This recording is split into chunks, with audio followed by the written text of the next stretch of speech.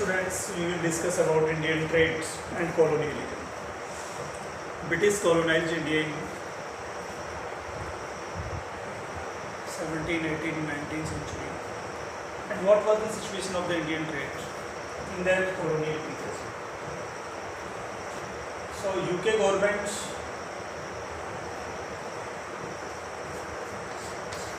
introduced high tariffs on import of the cotton cloth from India. British government introduced high tariffs on import of the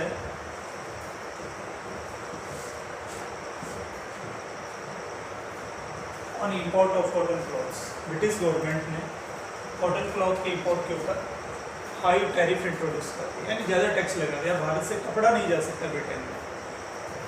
So instead of the ready-made cloth, which was made by Indian weavers, now raw material was going from India to Britain. So for this, industrialists pressurized the government that we should not import cotton from India and we should import raw material, raw cotton that can be used in the cotton textile mills of Manchester, Liverpool and Leeds. Britain की जो मिल है उनमें raw material की demand होने लगी। So export of raw material increase from India instead of the readymade cloth. Export of the raw cotton started from India to Britain. ये एक हमें शिफ्ट देखने को मिलता है। ब्रिटिश गवर्नमेंट ने अपने उद्योगपतियों के प्रेशर में आकर के भारत से कपड़े का इंपोर्ट करना बंद कर दिया और भारत से रॉ कॉटन का इंपोर्ट करना शुरू कर दिया। तो भारत से जो चीज़ एक्सपोर्ट हो रही थी ब्रिटेन को वो थी raw cotton, not finished cloths. British forced farmers to grow opium and indigo. British government forced Indian farmers to grow opium and indigo. So this was the forced system which was introduced by Britishers. So British government forced our farmers to grow opium and indigo. Trade relationship between Britain and India. In 19th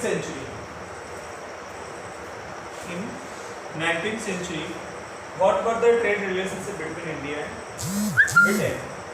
Raw material and food grains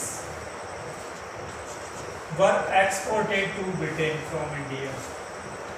अब भारत से जो चीज़ें export हो रही थी, raw material और food grains, ये भारत से एक्सपोर्ट हो रहे थे।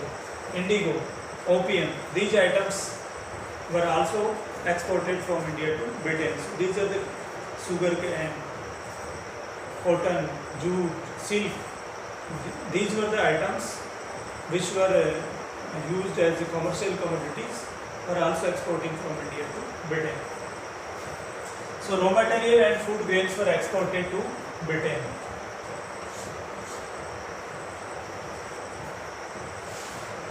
Value of the British export to India was high. British export to India was high in comparison of Indian export. भारतीय एक्सपोर्ट की तुलना में ब्रिटिश एक्सपोर्ट जो इंडिया में था उसका वैल्यू ज़्यादा है। So this created the trade surplus for the Britain. Home charges, private remittances of British officials, traders, interest payments on debts, pensions of the British officials in India was also levied from Indians.